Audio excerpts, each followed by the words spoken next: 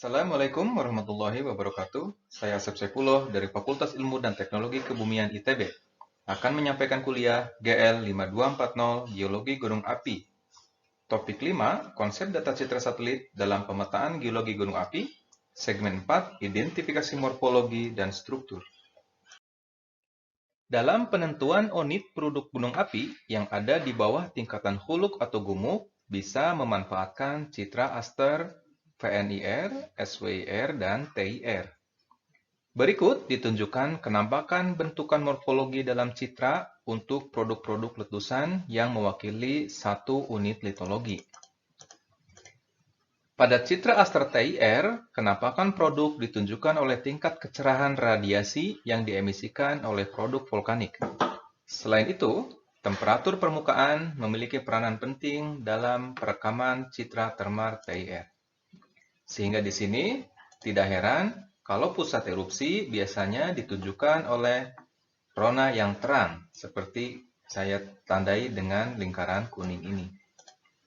Kemudian, produk-produk piroklastik lepas yang biasanya didominasi oleh pasir kuarsa itu akan menunjukkan rona yang terang juga. Ini mengindikasikan radiasi dari kuarsa cukup tinggi dibandingkan dengan rona di latar di belakangnya. Pada citra aster SWIR, spektra reflektasi permukaan pada panjang gelombang inframerah pendek cukup sensitif untuk bisa merekam informasi spektra dari mineral penyusun batuan vulkanik.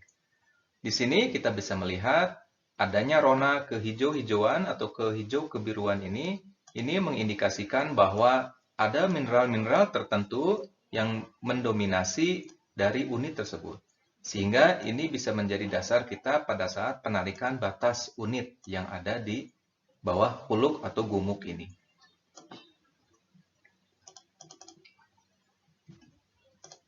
Pada citra aster VNIR, kenampakan morfologi unit produk gunung api bisa teramati secara visual untuk kondisi di mana tutupan vegetasi yang jarang atau terbuka. Ini merupakan contoh analisis secara visual pemberian batas kontak antara satu unit dengan unit lainnya dengan menggunakan freehand. Selain morfologi dan produk gunung api, struktur geologi gunung api yang tampak pada citra berupa struktur linear, sirkular, dan radial juga perlu diidentifikasi dengan baik. Struktur geologi berupa kelurusan pada citra umumnya diperoleh menggunakan data DEM. Tetapi terkadang struktur geologi pada gunung api tua atau purba sudah mengalami proses erosi yang sangat intensif, sehingga kontras topografi pada DEM akan rendah dan tidak tampak secara visual. Sehingga informasi kelurusan yang tidak tampak pada data DEM bisa memanfaatkan citra aster band 4.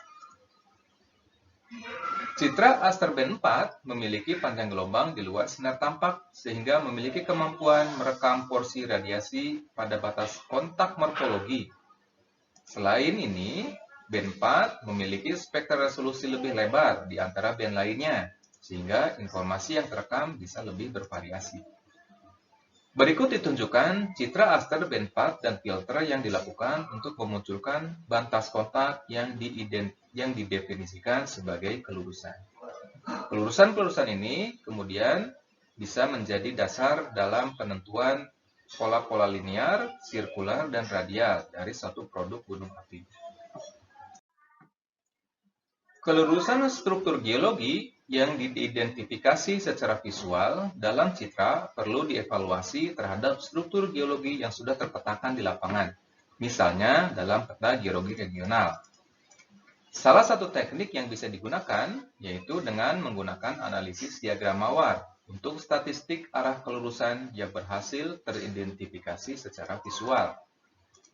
Apabila frekuensi maksimum kelurusan berimpit dengan arah struktur geologi regional, mengindikasikan bahwa identifikasi kelurusan sudah optimal di mana struktur lokal memiliki hubungan dengan struktur regional. Meskipun demikian, pengecualian bisa terjadi pada saat struktur lokal mendominasi jumlah kelurusan yang diperoleh dari citra. Misalnya, Pada saat menggunakan filter dengan resolusi spasial tinggi, biasanya akan muncul kelurusan-kelurusan yang berasal dari struktur lokal. Berikut ditunjukkan contoh kelurusan dengan diagram mawarnya. Diagram ini menunjukkan frekuensi arah kelurusan maksimal yang berimpit dengan struktur geologi regional yang berarah northwest-southeast dan northeast-southwest. Demikian kuliah GL 5240 Geologi Gunung Api topik 1. Kita akan bertemu di topik selanjutnya. Terima kasih. Assalamualaikum warahmatullahi wabarakatuh.